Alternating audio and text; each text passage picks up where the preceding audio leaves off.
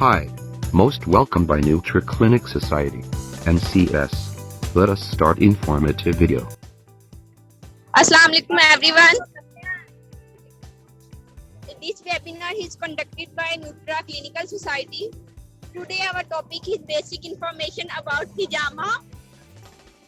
Our respected guest speaker Dr. Zanira Ahmed, hijama therapist, member of NCS, TNP and YSJ Healthcare Professional Alliance. Welcome to ma'am and continue this webinar. बिस्मिल्लाहिर्रहमानिर्रहीम नहमदुहु व नुसल्ली अला रसूलिल करीम अम्मा बाद फ़अऊज़ु बिल्लाहि मिनश शैतानिर रजीम बिस्मिल्लाहिर्रहमानिर रहीम. First of all, I am really very thankful and obliged to NCS who gives me opportunity that I convey my knowledge of hijama to you all and also convey my skills to you all. And I also thankful to you all that you have also thankful to you all that, and also congratulations to you all that you have a great platform of NCS in which you explore and flourish your skills easily. Inshallah. Now come to our topic. Our topic is hijama, basic information about hijama and its benefit. थोड़ा सा हट के बयान करूंगी. पहले एक हदीस पाक का मफहूम है कि अल्लाह रब्बुल इज्जत ने फरमाया, नबी अकरम सल्लल्लाहु अलैहि वसल्लम ने फरमाया कि अल्लाह की नेमतों में से दो नेमतें ऐसी हैं कि जो बहुत बड़ी अल्लाह रब्बुल इज्जत की हमें अनायत करता है. उनमें एक है सेहत यानी तंदुरुस्ती, और जो दूसरी है वो है फुर्सत फरागत यानी फ्री टाइम. तो जब सेहत होती है इसकी कदर उस वक्त करनी चाहिए और शुक्र अदा करना चाहिए कि अल्लाह रब्बुल इज़्ज़त ने हमें ये वक्त दिया है कि हम इसमें जो है सेहत में अल्लाह रब्बुल इज़्ज़त का शुक्र अदा करें, क्योंकि इसकी कदर जो है वो बीमार ही जानता है. जब बीमार होता है इसकी कदर उसी ही से पूछें कि जो सेहत याफ्ता नहीं है. इसलिए जब हम सेहत याफ्ता हों तो हमें चाहिए कि अल्लाह रब्बुल इज़्ज़त का शुक्र अदा करें. और कुछ बुनियादी असूल ऐसे हैं कि जिनको फॉलो करके हम अपनी सेहत को जो है वो कायम दायम रख सकते हैं. उनमें से सबसे पहले है नमाज का एहतमाम, और जो मतलब कि हमें 5 वक्त की नमाज जो है वो पढ़नी चाहिए. नमाज भी बेसिकली एक्सरसाइज ही है कि जो हमारी बॉडी की एक्सरसाइज होती है और हमें वो तंदुरुस्त और तवाना रखती है. हम उससे पहले वुजू करते हैं, वुजू से हम लोग पाक हो जाते हैं. दूसरे नंबर पे है दुआओं का एहतमाम, यानी कि मसनून दुआओं का एहतमाम किया जाए ताकि जो है हम हर किस्म के शर से बच सके. हमें हमारे नबी सल्लल्लाहु अलैहि वसल्लम ने सुबह शाम की दुआएं बताई हैं कि हम उन्हें पढ़ें और हम हर बीमारी से महफूज हो जाते हैं. उसके बाद तीसरे नंबर पे ये है कि हम सदका खैरात करें. कहते हैं सदके से भी बीमारियां जो है वो टल जाती हैं. और उसके बाद जो चौथे नंबर पे हमने करना है वो ये करना है कि खुश इखलाकी के साथ अपने अखलाक इतने अच्छे आप बनाएं कि उससे भी आप अच्छे दिखने लगेंगे. आप किसी को कहते हैं हंस के देखना भी एक सदके का सवाब है. अब मैं आती हूँ अपने टॉपिक की तरफ कि जैसे देखा जाए हमारे यहाँ पाकिस्तान में बहुत से ट्रीटमेंट होते हैं. जब एक इंसान बीमार होता है तो वो डिफरेंट जो ट्रीटमेंट है उसको वो है प्योरिटी देता है. उसमें से देखे पाकिस्तान में एलोपैथिक है, ठीक है, होम्योपैथिक है, इसी तरह हर्बल मेडिसिन से ट्रीटमेंट किया जाता है. न्यूट्रिशन जो है वो अपने न्यूट्रिशन से जो है वो ट्रीटमेंट करते हैं. और इसी तरह जो है हिकमत से भी ट्रीटमेंट किया जाता है. इसी तरह तिब्बे नबवी में जो है वो हिजामा जो है वो इलाज बताया गया है जो सर्जिकल इलाज है. ठीक है, हिजामा का जो हुक्म आया वो हमारे नबी अकरम सल्लल्लाहु अलैहि वसल्लम की हदीस से जो है वो साबित है. हिजामा जो है क्या है, पहला सवाल ये पैदा होता है हिजामा क्या है.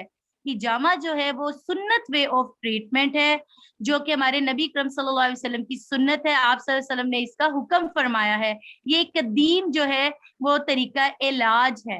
हिजामा जो है एक कदीम तरीका इलाज है, इसे कपिंग थेरापी भी बोलते हैं. अब हिजामे के बैकग्राउंड में जाएं तो हिजामा जो है वो वर्ड हिज्म से ड्राइव किया है, हिज्म से वो निकला है. ठीक है, जिसके मायने है सकिंग. तो हिजामा के मायने में अगर तो पूछे कि कौन सा ये वर्ड है, कौन सी जुबान का वर्ड है, तो आप कह सकते हैं कि अरबी जुबान का वर्ड है और इसके ये हिज से ड्राइव्ड है और इसके माना है सकिंग। ठीक है, फिर मैं आती हूँ कि हिजामा जो है आमतौर पर किन असूल के मुताबिक जो है वो किया जाता है।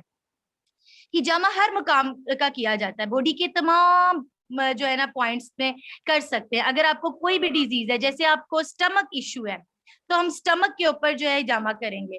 अगर आपको जो बैकेक का इश्यू है, तो आप कमर के ऊपर हिजामे का पॉइंट लगाएंगे। ठीक है, अगर आपको मस्कुलर पेन है तो आप नेक के ऊपर, अगर नेक की पेन है तो नेक के ऊपर पॉइंट पे आप हिजामा करेंगे। अगर आपको लेग में पेन है तो लेग के ऊपर जो है पॉइंट्स लगेंगे। इसी तरह आपको कोई भी इश्यू है, मतलब कि जोन सी आपको डिजीज है, उस डिजीज के अकॉर्डिंग जो है हिजामे के पॉइंट्स लगाए जाते हैं।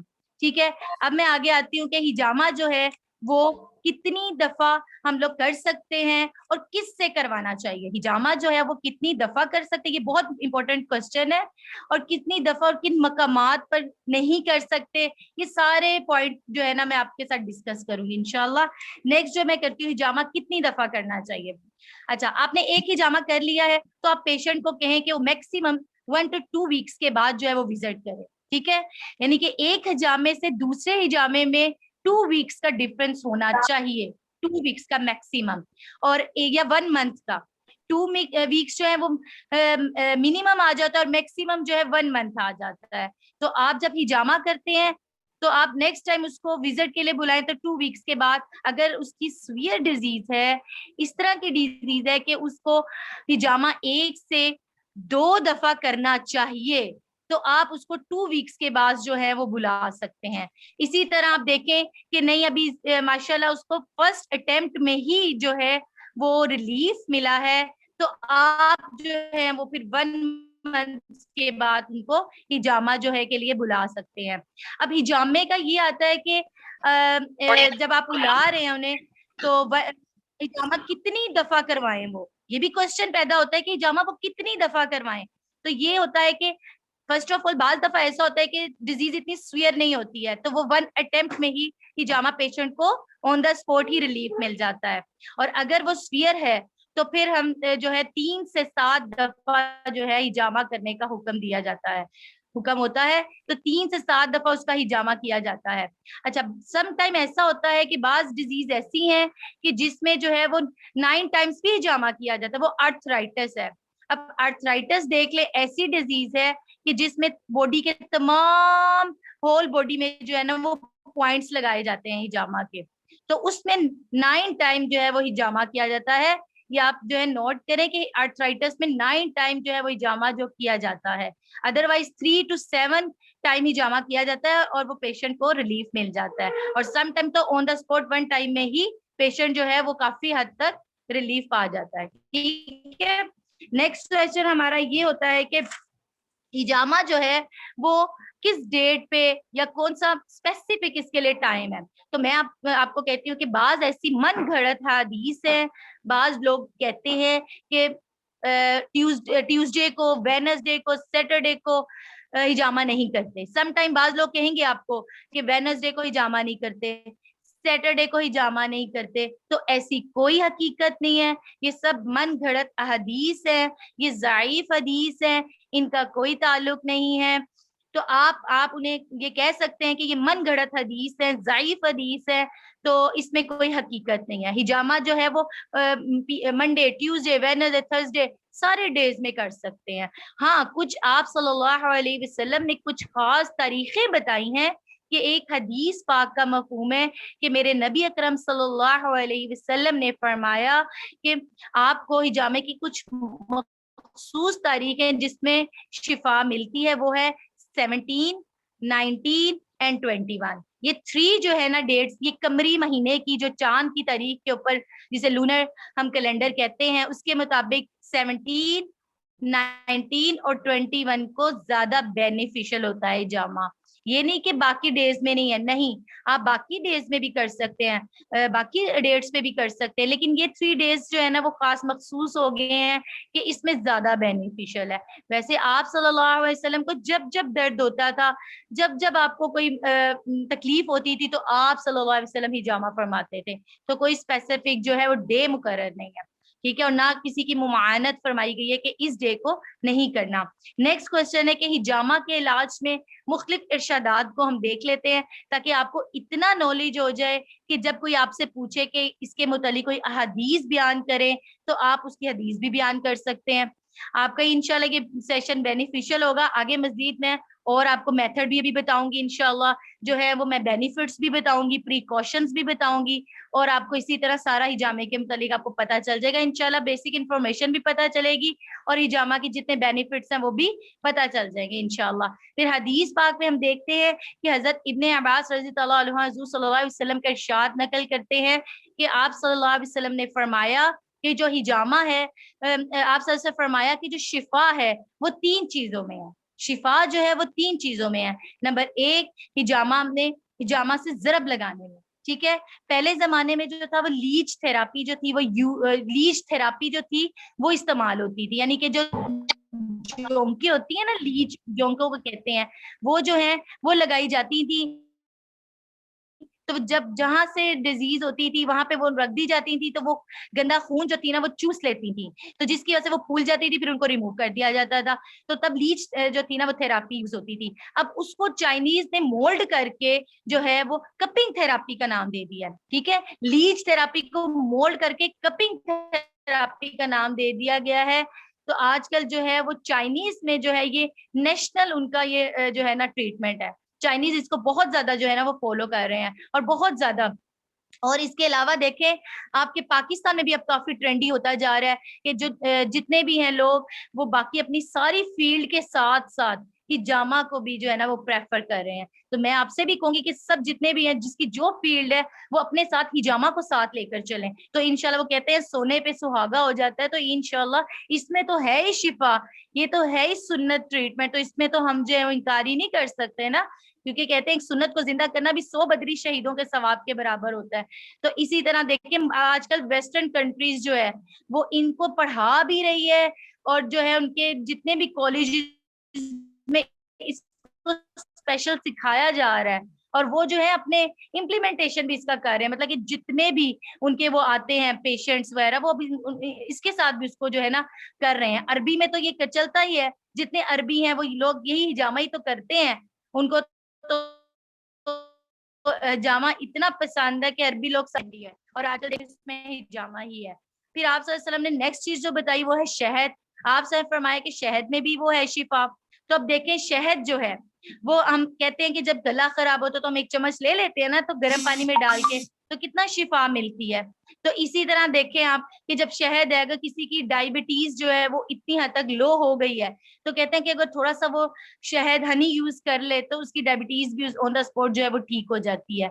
तो देखिए, आप सब फरमाया कि शहद जो है वो 70 बीमारियों की शिफा है। इसी तरह जो 3rd नंबर पे आप सब फरमाया वो है कि आग से दागना। तो आप सब बाद में फरमाया कि मैं अपनी उम्मत को आग से दागने से मना फरमाता हूँ, यानी कि उम्मत को आग से दागने से मना फरमा दिया था, क्योंकि आप सब फरमान, जब आप सब ने उम्मत को मना फरमा दिया तो हमें जायज नहीं कि हम आग से दागने वाला जो है वो जो है मेथड यूज करें, ठीक है। इसी तरह एक और हदीस पाक का मफहूम है, आप सब फरमाया कि जो तुम इलाज करते हो, अगर तुम्हारा बेहतरीन जो इलाज है वो ये है कि तुम जरब लगवाओ। तो जरब लगवाने से क्या मुराद है? जरब लगवाने से मुराद है कि हिजामे के जरिए कट लगवाओ। तो कट जो है वो स्क्रैच यानी कि हल्के हल्के लगाए जाते हैं। तो जो है खाली कट में ही शिफा होती है। अगर आपका ज्यादा ब्लड नहीं निकला तो खाली कट में ही शिफा जो है वो होती है, क्योंकि आप सल्लल्लाहु अलैहि वसल्लम ने फरमा दिया ना कट में शिफा है। तो आप ये ना देखें कि बहुत ज्यादा ब्लड नहीं निकला तो अब क्या होगा, तो कट में ही शिफा होती है। इसी तरह देखें आप, जो नेक्स्ट आगे आ जाता है कि एक और आप सल्लल्लाहु अलैहि वसल्लम जब मेराज पे गए, तो आप सल्लल्लाहु अलैहि वसल्लम ने देखा कि वहां पे फरिश्तों की काफी ज्यादा जो है ना वो जमात मौजूद थी। तो जब जमात मौजूद थी फरिश्तों की, तो आप सल्लल्लाहु अलैहि वसल्लम जब वहां से गुजरे तो हर मतलब फरिश्तों की जमात ने आप सल्लल्लाहु अलैहि वसल्लम को हुक्म दिया कि आप जो है वो अपनी उम्मत को हुक्म करें कि वो हिजामे से जो है इलाज करवाएं। अब देखिए, हिजामे से इलाज करवाने का हो गया ना फरिश्तों में, यानी कि ये जो है ऑर्डर हमें कहाँ मिला? मिराज शरीफ पे। तो इतनी बड़ी बात है, मिराज शरीफ पे नमाज का भी हुक्म मिला, और ये भी मिसदाक हो गया कि हमें जो है हिजामे का ऑर्डर जो है वो भी जो है मिराज शरीफ से मिला। तो देखें, हम बाकी जो है वो भी सीखते हैं, सारे ट्रीटमेंट सीखते हैं। तो ये हिजामा जो है ये तो सुन्नत वे ऑफ ट्रीटमेंट है, तो हमें ये भी जो है अपने साथ सीखना चाहिए। अब मैं अगला आपको बताती हूँ कि हिजामे में जादू का इलाज भी होता है। एक हदीस पाक का मफ़हूम है कि आप सल्लल्लाहु अलैहि वसल्लम को जब किसी ने जादू तो बरहक है ना, तो आप सल्लल्लाहु अलैहि वसल्लम पे जब जादू किया गया तो आप सल्लल्लाहु अलैहि वसल्लम अपने सर मुबारक पे जो है वो हिजामा लगवाया। यानी कि आप देखें जादू का इलाज भी हिजामे से किया जाता है। तो कितनी बड़ी बात है, कितना अच्छा ये ट्रीटमेंट है कि हम इसको जो है अपने साथ लेकर चले। उसके बाद अब मैं बताती हूँ हिजामा हम करते कैसे हैं, ठीक है। हम हिजामा करेंगे कैसे, ठीक है, हिजामा कैसे किया जाता है, ये क्वेश्चन है हमारे लिए। अब देखें कि सबसे पहले जो है आपने सदका करना है, कुछ थोड़ा बहुत निकाल दें, जरूरी नहीं कि आप बहुत ज्यादा पैसे निकालें। आप चाहे 50 रुपए निकालें, चाहे 10 रुपए निकालें, चाहे 100 रुपया निकालें, आप कुछ सदका निकाल दें, क्योंकि आप सल्लल्लाहु के हदीस पाक का मफ़हूम है कि आप अपने मरीजों का इलाज सदके से करो, ठीक है। उसके बाद जो है आप सेकंड जो है नंबर पे ये चीज आती है कि आप हिजामा जब करने लगे तो अच्छे तरीके से अपने हाथों को भी सैनिटाइज कर लें, ग्लव्स पहन लें, ठीक है। और आप जो है वो कब को जो है जिस हिस्से का हमने हिजामा करना है, जिस भी पॉइंट का हमने हिजामा करना है, वहां पे हम कप को रख देते हैं। फिर वैक्यूम के जरिए, पंप के जरिए उसको वैक्यूम किया जाता है, तो जो पार्ट होता है वो लिफ्ट अप हो जाता है, ठीक है। फिर उसको हम नम होने के लिए 2 to 3 मिनट्स के लिए उसको हम छोड़ देते हैं। जब वो नम हो जाता है, सुन हो जाता है वो पॉइंट, तो फिर क्या हम करते हैं कि कप को हम जो है उसके रॉड को खोल देते हैं और ब्लेड के जरिए हल्की हल्की स्क्रैचिंग की जाती है। बहुत लाइट करनी है, ज्यादा जो है डीपली कट्स नहीं लगाने, लाइट कट लगाने हैं। वो आप जब कट लगाएंगे तो साथ आप दुरूद शरीफ और जो है आयतल कुर्सी का विर्द करें, जिक्र करें, ठीक है, साथ साथ जिक्र करें और साथ साथ जो है वो कट, बहुत लाइट जो है वो कट लगा दें और दोबारा जो है वैक्यूम के जरिए पंप करते हैं। अब आप देखेंगे कि जितना बॉडी में जो भी डिजीज है, ठीक है, जब आप जाहिर है जब सुन किया होगा वो एरिया में जितना इर्द गिर्द का गंदा खून है वो उसके अंदर जो है वो कलेक्ट हो जाएगा। जितना स्टेगनेटेड ब्लड है, जितना कंजेस्टेड ब्लड है, जितने इम्प्योरिटीज हैं जो भी डिजीज के, वो सारे उसमें कलेक्ट हो जाएंगे। और जब हम स्ट्रेचिंग करेंगे तो सारे जो है वो लेमिनेट हो जाएंगे हमारी बॉडी से, रिमूव हो जाएंगे हमारी बॉडी से। तो इंशाल्लाह ऑन द स्पॉट ही हमें काफी हद तक जो है वो हम लाइट फील करेंगे। तो ये हमारी बॉडी को डिटॉक्स इसके जरिए किया जाता है, जितने टॉक्सिन्स हैं वो रिमूव हो जाते हैं। जी रिपीट करती हूँ मैंने बताया कि जिस डिजीज का हमने हिजामा करना है, ठीक है, तो उसमें हम जो है वो कप लगा देते हैं, ठीक है, उस पॉइंट के ऊपर। सपोज के मैंने बैक के का करना है तो मैं कमर के जो सबसे लास्ट स्पाइनल कॉर्ड के सबसे आखिर वाला हिस्सा है वहां पे मैं कप जो है वो लगाऊंगी और वैक्यूम के जरिए पंप करूंगी, ठीक है, पंप के जरिए वैक्यूम करूंगी, सॉरी, पंप के जरिए वैक्यूम करूंगी।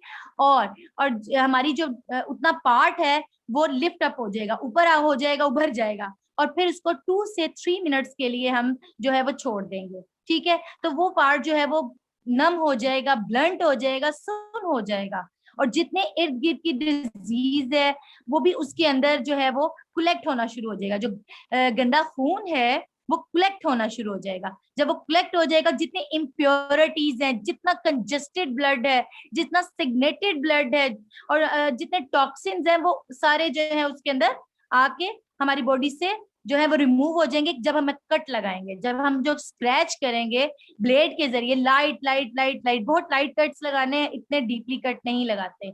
तो वो जितना गंदा खून होगा, जितना जहरीले मवाद होंगे वो बाहर आ जाएंगे, हमारी बॉडी डिटॉक्स होगी और हम ऑन द स्पॉट बहुत लाइट फील करेंगे। तो इस तरह आप खुद देखें कि जब हमारी बॉडी से इस तरह का गंदा खून रिमूव हो जाएगा, एलिमिनेट हो जाएगा, तो काफी हद तक जो है वो बीमारियां खत्म हो जाएंगी। आप देखें कि सबसे ज्यादा बीमारियां ब्लड में ही होती हैं। बीमारी जो है वो पाई ही ब्लड में जाती है। जब हम डॉक्टर के पास जाते हैं, सबसे पहले डॉक्टर कहता है कि अपना जो है वो ब्लड टेस्ट करवाएं। तो इसी तरह जब ब्लड जो है वो गंदा खून ही के हिजामे के जरिए रिमूव हो जाएगा, तो आप देखें कि बीमारी जो है वो इंशाल्लाह बाकी नहीं रहेगी। अब ये है कि हिजामा आप किससे करवाएं, क्वेश्चन पूछा पैदा होता है, हिजामा किससे करवाएं। हिजामा जो है वो आप किसी ट्रेंड एक्सपीरियंस हिजामा थेरापिस्ट या किसी डॉक्टर से करवाएं, जो कि इंटरनेशनल स्टैंडर्ड सर्जिकल प्रोसीजर के अकॉर्डिंग, ठीक है, क्लीनिनेस का ख्याल रखते हुए।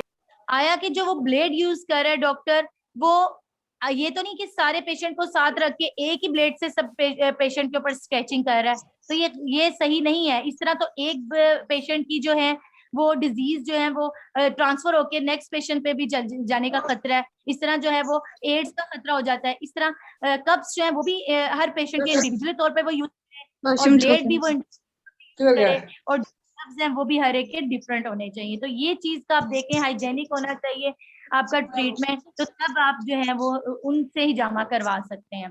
ठीक है, अब नेक्स्ट क्वेश्चन ये होता है कि जामे के बाद हम पेशेंट को क्या हायर करें, कि वो क्या करें जामे के बाद और कब करें। निजामे के जो स्क्रैच है वो मैक्सिमम 2 डेज वो रहते हैं। 2 डेज के बाद वो थोड़े से लाइट हो जाते हैं और उसके बाद बिल्कुल खत्म हो जाते हैं। जब नेक्स्ट पेशेंट नेक्स्ट विजिट में आपके पास आएगा, आप देखेंगे कि उन जो है स्क्रैच जो है वो नहीं है। नहीं, निशान जो है सिर्फ 2 डेज तक होते हैं, ठीक है, और वो ज्यादा देर तक नहीं रहते हैं। निशान जो जितने भी स्क्रैच हम होते हैं ना, तभी कहते हैं लाइट लाइट कट लगाने चाहिए। आफ्टर 2 डेज वो रिमूव हो जाते हैं, और जब नेक्स्ट टाइम जो है वो पेशेंट आपके पास आएगा, आप देखेंगे कि वो स्क्रैच नहीं होंगे। जी, इस चीज का जो है वो गर्ल्स जो है खासतौर पर बहुत ज्यादा करती हैं कि स्क्रैच होंगे, लेकिन नहीं, जब भी पेशेंट आता है उसके नेक्स्ट टाइम स्क्रैच नहीं होते हैं। ठीक है, उसके बाद आप देखें कि हिजामा जी बिल्कुल, मैं इसी तरफ आ रही थी कि जो चीक्स हैं, अब गर्ल्स में आप देखें कि गर्ल्स के कितने पिंपल्स निकलते हैं, कितना स्किन जो है वो पिंपल से भर जाती है। तो अब इसके लिए हिजामा सबसे बेस्ट है, सबसे बेस्ट है। तो पिंपल्स के ऊपर ही जो है वो हिजामा हम करते हैं। ठीक है, चीक्स के ऊपर जो है डिफरेंट वो कप्स लगते हैं, वो बिल्कुल साइज छोटा होता है, और बिल्कुल light light light light cut लगाए जाते हैं, ताकि जो है वो पिंपल्स के ऊपर हम लाइट लाइट कट लगाते हैं, और फिर ओवरऑल जहां जहां पिंपल्स है वहां पे जो है वो कप लगा दिया जाता है। तो इन माशाल्लाह जो है वो ठीक हो जाते हैं, फेस बिल्कुल ठीक हो जाता है। फेशियल ट्रीटमेंट है हिजामा तो माशाल्लाह यूनिवर्सिटी की गर्ल्स आती हैं, हिजामा करवाती हैं, फेस के लिए आती हैं आजकल। आप देखें, हाँ, आपका क्वेश्चन है हिजामा किस एज में बेनिफिट है, इंपॉर्टेंट है। अच्छा, इसके लिए एज की कोई कैद नहीं है। हिजामा जो है ना, उसमें एज की कैद नहीं है, छोटे बच्चे भी करवा सकते हैं, और जो है वो जवान भी करवा सकते हैं। ठीक है, और ओल्ड बच्चे ओल्ड बूढ़े भी करवा सकते हैं, इसमें कोई कैद नहीं है हिजामा में। ठीक है, अब मैं आपसे एक एक्सपीरियंस शेयर करना चाहती हूँ। मेरी एक छोटी सी पेशेंट है, ठीक है, वो 3 इयर्स की है। ठीक है, उसको आई साइट का जो था ना वो इश्यू हुआ था, उसकी आई साइट 4.5 थी जब वो स्टार्टिंग में मेरे पास आई है। तो मैंने उसके हिजामे के कप्स लगाए हैं, इन द एंड इधर लगाया है, कप इधर लगाया है, मिड में लगाया है, सुन्नत पॉइंट्स लगाए हैं। ठीक है, तो माशाल्लाह उसने अभी वो उसने 5 to 6 विजिट की हैं, तो माशाल्लाह 2.5 उसकी जो है वो आई साइट रह गई है। कहाँ पे 4.5 थी और कहाँ पे जो है वो उसकी अब 2.5, और माशाल्लाह वो रेगुलर पेशेंट है, वो हर मंथ के बाद आती है मेरे पास, और वो छोटी सी है 3 इयर्स की, और उसकी अब ग्लासेस का नंबर भी कम हो गया है। मतलब कि देखें, आईज पे लगाने से उसकी आई साइट कितनी अच्छी हो गई है, कम हो गई है, मतलब कि आईज इश्यू में भी कितना बेनिफिशियल है। हाँ, आपने क्वेश्चन किया कोरोना में, ठीक है, हिजामा जो है ना वो इम्यून सिस्टम को भी बढ़ाता है। हिजामा के एनर्जी बूस्टर का हम एक पॉइंट लगाते हैं, ठीक है, उसमें ये होता है कि उससे हिजामा जो है, कोरोना के जितने भी पेशेंट है वो खुद से अपना हिजामा कर सकते हैं। अगर आपको हिजामा आता है तो आप कोरोना के पेशेंट को हिजामा कर सकते हैं, आप उसके चेस्ट पे जो है वो लगा सकते हैं, आप उसका इम्यून सिस्टम बढ़ा सकते हैं। पॉइंट इम्यून सिस्टम का पॉइंट होता है, तो हिजामा से तो कोरोना का भी इलाज है। और एक और बात जो हिजामा में बहुत ज्यादा है कि हिजामा से इनर डिजीज भी एक्टिवेट होती है, कि अगर आपको कोई एक इश्यू, वैसे आप एक आई हैं पेशेंट, ठीक है, आपने उन्हें हिजामा किया है, नेक्स्ट टाइम वो आएगी तो आपको बताएगी कि मेरी ये वाली डिजीज जो है कि पहले नहीं थी, अब ये शो हो गया, मुझे इससे भी फर्क पड़ा है। यानी कि इससे पता चल रहा है कि जो हिजामा है वो इनर डिजीज को भी एक्टिवेट कर देता है। ब्लड जो है वो अकॉर्डिंग टू डिजीज होता है, हर एक का, किसी का कम जो है वो शक होता है, किसी का ज्यादा शक होता है, इसमें नो प्रॉब्लम। मैंने आपको पहले बताया था कि कट में शिफा है, ठीक है, कट में ही शिफा है। हाँ, मैं इसी तरफ आ रही हूँ। तो मैं बता रही थी कि कट में ही शिफा है, तो ये नहीं है कि आपका कितना ज्यादा ब्लड निकल रहा है कितना कम निकल, ये हर एक डिजीज के मुताबिक होता है। हाँ, समटाइम ऐसा होता है क्लॉट बन जाते हैं, बबल्स बन जाते हैं, एयर बन जाती है, एयर निकल रही होती है, वो उस पेशेंट के अंदर बहुत ज्यादा जो है ना वो गैस्ट्रॉल का इश्यू होता है, तो वो एयर निकलती है, ठीक है, बबल्स निकलते हैं बन बन के, ठीक है। और समटाइम ऐसा होता है किसी को बहुत ज्यादा जॉइंट्स का इश्यू होता है, तो जब उनका हिजामा करते हैं तो क्लॉट्स निकलते हैं बड़े बड़े, तो जब ऑन द स्पॉट जब निकल जाते हैं तो वो काफी हद तक जो है वो अच्छा फील करते हैं, यानी कि हिजामा जो है वो पेन रिलीफ भी है। अब आपने क्वेश्चन जो है इन्होंने ये किया कि हिजामा डायबिटीज पेशेंट जो है वो हिजामा करवा सकते हैं कि नहीं। इसमें ये है कि जो डायबिटीज पेशेंट हैं, जिस दिन उनकी जो शुगर लेवल है वो 100 mg हो, तो वो हिजामा तब करवाएं। 100 mg है तो तब वो हिजामा करवा सकते हैं, अदरवाइज उस दिन वो हिजामा नहीं करवा सकते। जिस दिन की 100 mg होगी वो हिजामा कराएं। इसी तरह अब हम देखते हैं कि डायलिसिस के पेशेंट हैं, ठीक है, डायलिसिस जिनको हो रहे हैं वो हिजामा ना करवाएं। फिर अब देखें कि कौन लोग हिजामा नहीं करवा सकते, इम्फीलिया के पेशेंट, ठीक है, और जिनका ब्लड लेवल एनीमिया के पेशेंट। हाँ, मेरे पास एक पेशेंट है, ब्रेस्ट कैंसर था, उसकी लिम्फेटिक नोड जो थी वहां पे बिल्कुल पॉइंट पे मैंने हिजामा किया था, अल्हम्दुलिल्लाह उन्हें शिफा हुई थी। कैंसर पेशेंट जो है वो इस लिहाज से कि वो अकॉर्डिंग टू है कि उसको कैंसर किस लेवल का है। ब्रेस्ट कैंसर का अल्हम्दुलिल्लाह एक्सपीरियंस हुआ है कि उनको ठीक हो गई थी वो, लेकिन उनकी स्टेज फर्स्ट थी, ठीक है। अब आप देखें कि जिनको एनीमिया है वो हिजामा नहीं करवा सकते, ठीक है। आपको ये देखना है कि जिसका HP लेवल जो है 10 से बिलो है तो वो हिजामा नहीं करवा सकते। बहुत ज्यादा दुबले पतले लोग हिजामा नहीं करवा सकते।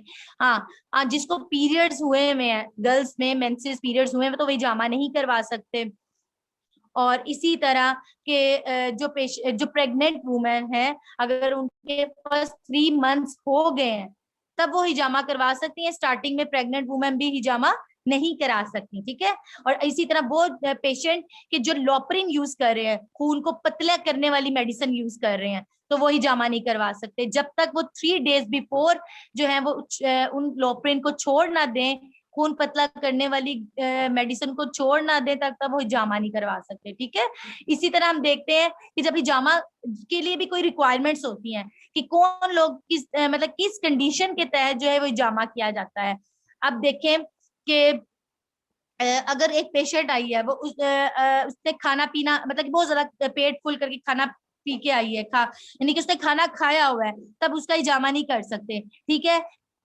2 आवर्स का डिफरेंस होना चाहिए खाना खाने के बाद, यानी कि 2 घंटे के बाद, खाने से 2 घंटे के बाद हिजामा किया जाता है खाली पेट, ठीक है। और अगर उसने कोई पानी पिया है, यानी कि चाय वगैरह पी है, कोई जूसेस यूज किया है, कोई मशरूब यूज किया है, तो 1 आवर के बाद जो है वो हिजामा कर सकते हैं, ठीक है। इसी तरह देखें कि वो इस लोपरिन यूज करने के बार बार क्वेश्चन आ रहा है कि खून पतला करने वाली मेडिसिन यूज करने हिजामा क्यों नहीं कर सकते। वो इसलिए नहीं कर सकते, जब हम उनका हिजामा करेंगे तो उनका ब्लड जो है वो फ्लो के जरिए बहुत ज्यादा जो है वो फ्लो करेगा, ठीक है, वो रुकेगा नहीं, फिर वो जल्दी जो है वो उनके कट लगाएंगे तो उनका जो ब्लड है वो रुक नहीं पाएगा, इसलिए जो है वो खून पतला करने वाली मेडिसिन यूज करने वाले को हिजामा नहीं कर सकते, ठीक है। क्योंकि जब आप खुद जो है वो आउट ऑफ कंट्रोल हो जाएंगे जब उनका ब्लड नहीं रुकेगा, ठीक है, इसलिए मना किया है कि वो लोग नहीं करवा सकते। और इसी तरह जो है खाना पीने, आप उनसे पूछे कि उनका HB लेवल कितना है। जी बिल्कुल, जिनको एलर्जी का इश्यू, कहीं भी फेस पे बॉडी एलर्जी है, वो हर टाइम स्क्रैच कर रहे हैं, खारिश करते रहते हैं, उनको पिंपल्स निकल आते हैं, तो वो भी करवा सकते हैं। उनके लिए तो बहुत ज्यादा बेनिफिट है, एलर्जी वाले पेशेंट के लिए तो बहुत ज्यादा बेनिफिट है। आप खुद सोचें कि ये गंदा खून जो है वो बॉडी से जब निकल जाएगा एलर्जी पेशेंट के लिए, तो आप इसके लिए स्पेसिफिक पॉइंट्स होते हैं, ठीक है। एलर्जी पेशेंट के भी बैक पे 4 पॉइंट्स लगते हैं, फ्रंट पे लगते हैं, फिर जहां जहां उनको एलर्जी इश्यू है वहां पे पॉइंट्स लगाए जाते हैं। तो जो है वो आप देखिए कि जब गंदा खून बॉडी से निकल जाएगा, अंदर साफ खून रह जाएगा, तो ऑटोमेटिकली एलर्जी पेशेंट भी ठीक हो जाएगा। तो एलर्जी पेशेंट के लिए तो बहुत बेस्ट है, ठीक है। वो एलर्जी पेशेंट के लिए तो ये जामा तो बहुत बेस्ट है ना, क्योंकि गंदा खून जो है वो बाहर निकल आएगा, ठीक है। उसके बाद मैं आपको बता रही थी, जी बिल्कुल, अस्थमा पेशेंट तो हिजामा करवा सकते हैं, उनके चेस्ट पे लगते हैं, बैक पे पॉइंट्स लगते हैं, वो तो हिजामा करवा सकते हैं। अस्थमा पेशेंट के लिए भी हिजामा बहुत बेस्ट है। हाँ जी, बिल्कुल, मैंने आपसे ये शेयर करती हूँ। मेरी एक पेशेंट थी, उनके सर में बहुत ज्यादा ना डेंड्रफ था, बहुत ज्यादा डेंड्रफ था। तो सर पे जो है मैंने उनको 3 पॉइंट्स लगाए थे। एक मैंने यहाँ पे बिल्कुल टॉप पे लगाया था, 2 जो है मैंने बैक पे लगाए थे। तो वो 3 टाइम्स में उनका डेंड्रफ ठीक हो गया था, और हेयर फॉलिंग का भी इशू ठीक हो गया था।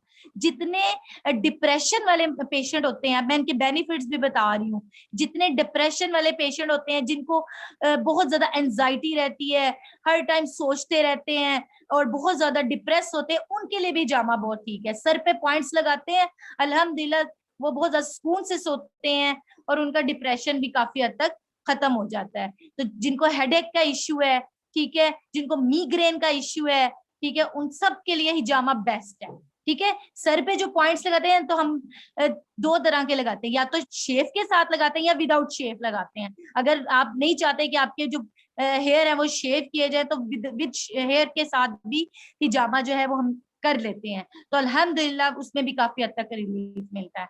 और इसी तरह मैं आपको बताना चाह रही थी कि एक पेशेंट आपके पास आई है, आपने उससे नहीं पूछा कि वो डायबिटीज की पेशेंट है, उसका एज भी लो है, या कोई क्वेश्चन के बगैर आप, तो इस तरह नहीं होता। पेशेंट को सबसे पहले मेंटली फ्रेश जो है ना, मेंटली तौर पे प्रिपेयर होना जरूरी है। पेशेंट को हिजामा के लिए मेंटली प्रिपेयर्ड होना जरूरी है। अगर वो मेंटली प्रिपेयर्ड है देन वो हिजामा करवा सकती है और उसमें उसको रिलीफ भी मिलेगा। जी जी, आपका क्वेश्चन है किस एज में करवा सकते हैं। ठीक है, एज का मैंने कहा कोई कैद नहीं है, हिजामा जो है सारी एज में करवा सकते हैं, बच्चे भी करवा सकते हैं, यंग भी कर सकते हैं और बूढ़े भी करवा सकते हैं। अच्छा, एक क्वेश्चन आया, अभी मैं क्वेश्चन रीड कर रही थी कि इन्होंने पूछा हार्मोन्स।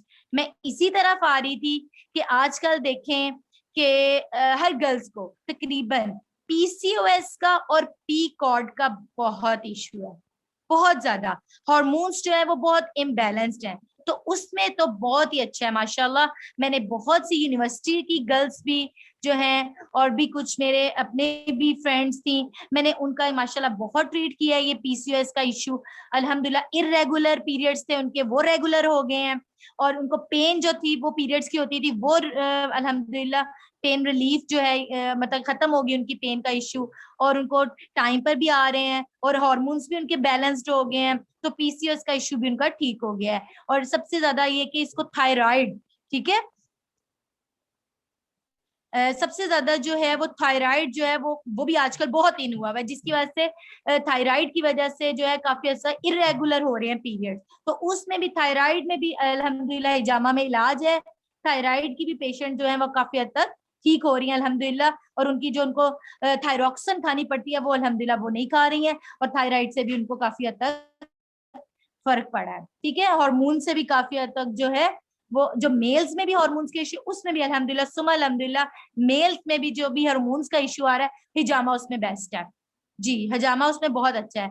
अच्छा, मैं आपसे एक और बात शेयर करूंगी कि हिजामा जो है, अगर आपसे कोई पूछता है, ठीक है, कि हिजामा की टाइप्स कितनी है, ठीक है, तो आप उनको बता सकते हैं 2 टाइप्स हैं। ठीक है, एक है ड्राई कपिंग, एक है वेट कपिंग। ठीक है, ड्राई कपिंग में ये होता है कि अगर आपको कहीं भी पेन हो रही है, बॉडी में कहीं भी आपको इतनी पेन हो रही है कि आपको वो ना बियरेबल नहीं है, आप बर्दाश्त नहीं कर पा रहे हैं, ठीक है, तो आप उस हिस्से पे कप जो है वो लगा के पंप कर दें। ठीक है, और उसको 5 मिनट्स तक, 5 जहां पे पेन हो रही है, ठीक है, 5 मिनट्स तक आप उसको छोड़ दें, तो आप देखेंगे कि टेम्परेरी आपकी वो जो पेन है वो रिलीफ हो जाएगी।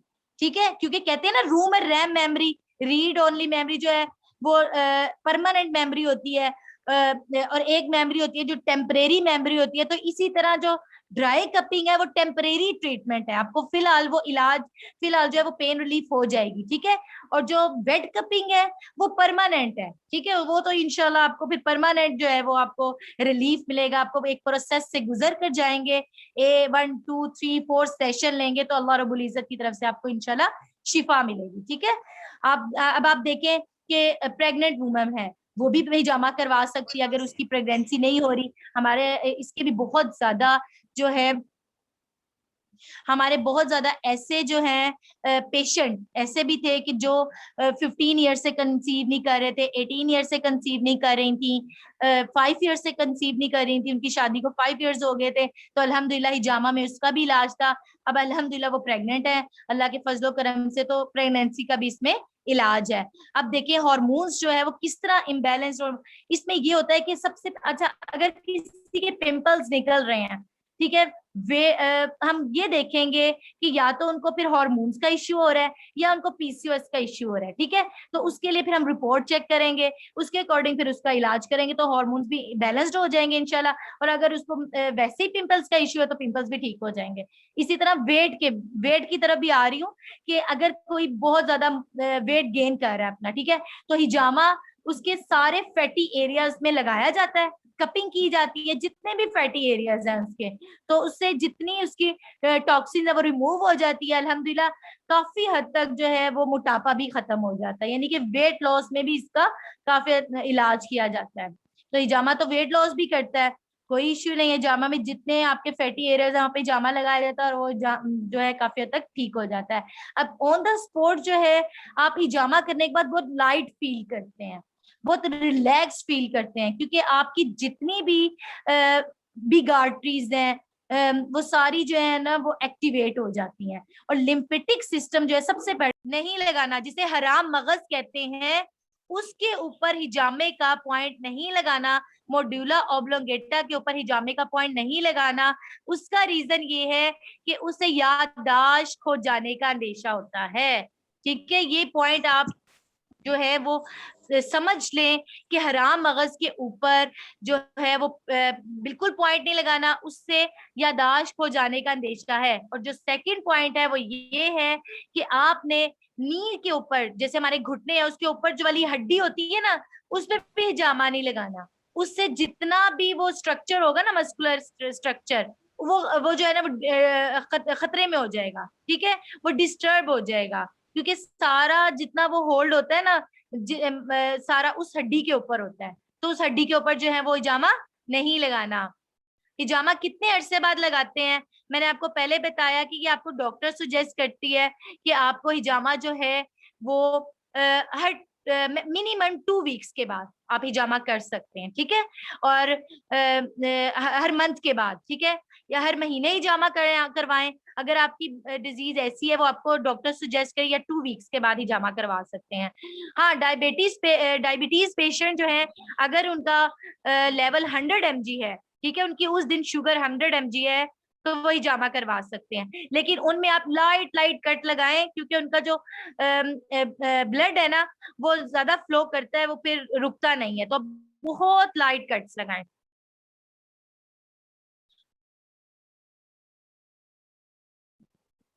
हाँ जी, ज्वाइंट्स के इश्यू हो तो हर ज्वाइंट के ऊपर हिजामा करना पड़ता है। हर पॉइंट हिजामा, जिसको ज्वाइंट्स का इश्यू है वो हर पॉइंट, ज्वाइंट के पॉइंट के ऊपर हिजामा करे, उससे उनका पॉइंट, ये जो डिजीज है वो सही हो जाती है। आपको पता है कि आर्थराइटिस पेशेंट जो है वो फिजियोथेरेपी नहीं करवा सकते, तो उनमें हिजामा बहुत बेनिफिशियल है, वो हिजामा के जरिए ठीक हो सकते हैं। उनको 9 जो है वो सेशन लेने पड़ते हैं, उनका हिजामा ठीक हो जाता है, हिजामे के जरिए उनकी डिजीज ठीक हो जाती है आर्थराइटिस पेशेंट की। जी अच्छा, इसका सबसे बड़ा बेनिफिट जो ये है वो ये है कि आपकी जो टिश्यूज है ना वो रिलैक्स्ड हो जाते हैं, ठीक है।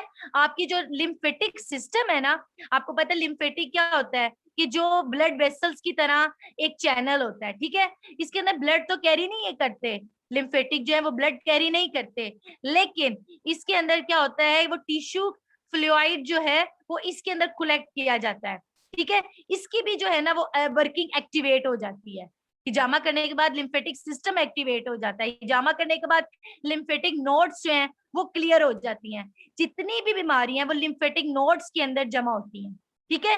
तो जब हिजामा करते हैं लिम्फेटिक नोड्स भी जो है वो क्लीन हो जाती है, जितनी आर्टरीज हैं वो रनिंग करने लग जाती हैं।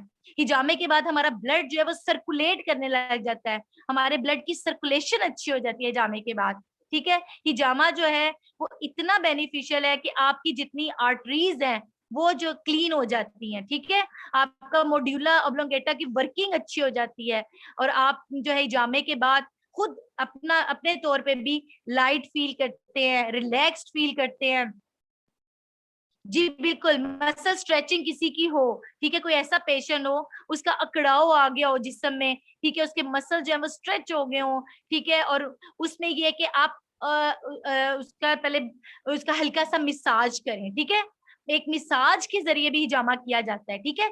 हल्का-सा ऑलिव ऑयल लें, उसके वहाँ पे हल्का-सा ऐसे मसाज करें, उसकी जो है वो स्टिफनेस को खत्म करें, वो लाइट हद तक, काफ़ी हद तक वो जो है ना वो अकड़ाव कम हो जाएगा। जब आप देखें कि जिस जगह कड़ाव ज़्यादा नहीं है, उस पे पॉइंट लगा दें। तो इंशाल्लाह काफ़ी हद तक with the passage of time इंशाल्लाह वो काफ़ी हद तक उस बीमारी से आहिस्ता-आहिस्ता, स्लो-स्लो निकल जाएगा। ठीक है? इसी तरह जिसको फालिज का ये अटैक हुआ हुआ है, तो उसमें सर पे भी जामा लगाएँ उनको, ठीक है? जहाँ-जहाँ उनको फालिज का अटैक है, उनके हाथ अगर बाजू पे है, तो बाजू पे जामा लगाएँ, ठीक है? तो इंशाल्लाह उससे भी उनको काफ़ी हद तक रिलीफ मिलेगा। Any question? इसी तरह आप देखें कि हिजामे से हर तरह की पेन तो है वो तो रिलीफ होती ही होती है, ठीक है? हाँ जी, बिल्कुल। हिजामा अगर किसी को कोई डिज़ीज़ नहीं है, तो वो सुन्नत के ज़हन में ये सोचे कि मैं अपने सुन्नत को पूरी करने के लिए हिजामा करवा रहा हूँ, ठीक है? या करवा रही हूँ। उसको नहीं भी डिज़ीज़ तो कहते हैं ना कि हर 3 मंथ्स के बाद ब्लड जो है वो न्यू ब्लड जो है वो जनरेट होता है। तो आप हिजामा करवाएँ, साल में 1 दफ़ा तो मस्ट जो है वो आपको हिजामा करवाना चाहिए ताकि जो आपकी इनर डिज़ीज़ है, वो एक्टिवेट हो जो होके ठीक हो सकती हैं और भी आपको कोई नहीं भी इश्यू तो वो भी ठीक हो सकता है। ठीक है? और क्वेश्चन एनी?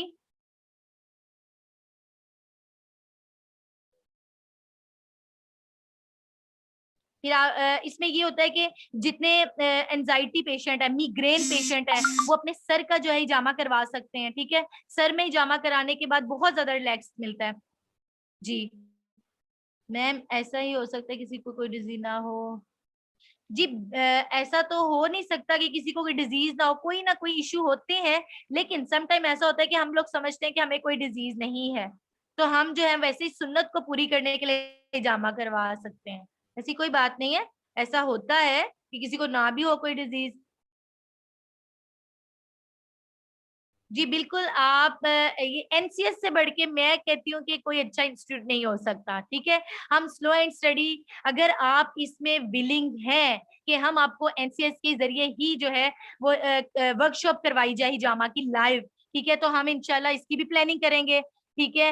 इसके अलावा एज़ सच पाकिस्तान में कोई स्पेसिफिक ऑथेंटिक रजिस्टर्ड हिजामा नहीं है कि जहाँ पे इसकी स्टडी करवाई जाए, ठीक है? और बस ये है कि यहाँ पे डिफरेंट जो हिजामा थेरापिस्ट हैं, वो अपने तौर पे जो है वो सिखाते हैं और ये एनसीएस माशाल्लाह बहुत अच्छा प्लेटफ़ॉर्म है। आप इसके ज़रिए अगर आप इसी तरह इनके साथ टच में रहेंगे, तो इंशाल्लाह हम ऐसे ही सेशन करते रहेंगे और आपको इंशाल्लाह वर्कशॉप भी देंगे और हर डिज़ीज़ को इंडिविजुअली तौर पर हिजामा के साथ रिलेट करके इंशाल्लाह हम उसको भी साथ लेकर चलेंगे। आपका साथ चाहिए इंशाल्लाह हम वर्कशॉप भी करेंगे। अगर आप विलिंग हैं तो हम हिजामा की वर्कशॉप भी करेंगे ताकि आपको हिजामा अच्छे तरीके से जो है वो समझ में आ जाए। Any question? ठीक है, इंशाल्लाह हम बात करेंगे इस पे भी अगर जो हिजामे के वर्कशॉप अटेंड करना चाहता है तो हम इस पे भी इंशाल्लाह बात करेंगे और हम इसके लिए एक स्पेशल जो है स्पेशल वर्कशॉप करेंगे ताकि आपको लाइव जो है हिजामा जो है आप माशाल्लाह आप पहले ही स्टूडेंट हैं, आप सब कर सकते हैं, मुझे पता है आप कर सकते हैं, आपको सीखना चाहिए। हम हिजामा को जो है वो ट्रेंडी बनाएँगे, इंशाल्लाह ये सुन्नत तरीका है और हम इसको ट्रेंडी बनाएँगे। हम अपने बाकी फील्ड के साथ हिजामा को ज़रूर करेंगे और इसको अपने साथ लेकर चलेंगे और मैं भी इंशाल्लाह आपके साथ हूँ, मैं ज़रूर आपको सिखाऊँगी इंशाल्लाह और इंशाल्लाह हम जो है इस स्किल को आगे ट्रेंड बनाएँगे इंशाल्लाह। हम इंशाल्लाह इसकी प्लानिंग करेंगे वर्कशॉप बाकी ये है कि आप जो है इसको मज़ीद जो है वो गूगल से भी सर्चिंग करके इसके पॉइंट्स ले सकते हैं। बाकी ये है कि इंशाल्लाह अल्लाह रब्बुल इज़्ज़त हमारी ये छोटी-सी कोशिश को कबूल करे। कहते हैं कि इबादत से तो जब हम इबादत करते हैं तो जन्नत मिलती है और कहते हैं जब किसी की खिदमत करते हैं तो उससे खुदा मिलता है और जिसको खुदा मिल जाए उसको सब कुछ मिलता है। खुदा के बंदे तो हैं हज़ारों, बनूँ में फिरते हैं मारे-मारे, मैं उसका बंदा बनूँगा जिसको खुदा के बंदों से प्यार होगा। अस्सलामु अलैकुम, जज़ाकिल्लाहु खैर। Thank you so much ma'am for your precious time और इंशाल्लाह हम ज़रूर मैम के साथ वर्कशॉप रखेंगे और काफ़ी सारे स्टूडेंट्स हमारे साथ विलिंग हैं करने के लिए, और जो मीटिंग में नहीं है हम उनके साथ भी इंशाल्लाह लिंक शेयर करेंगे ताकि आप लोगों को ज़्यादा से ज़्यादा हम अपॉर्चुनिटीज़ प्रोवाइड कर सकें। And thank you so much to all of you for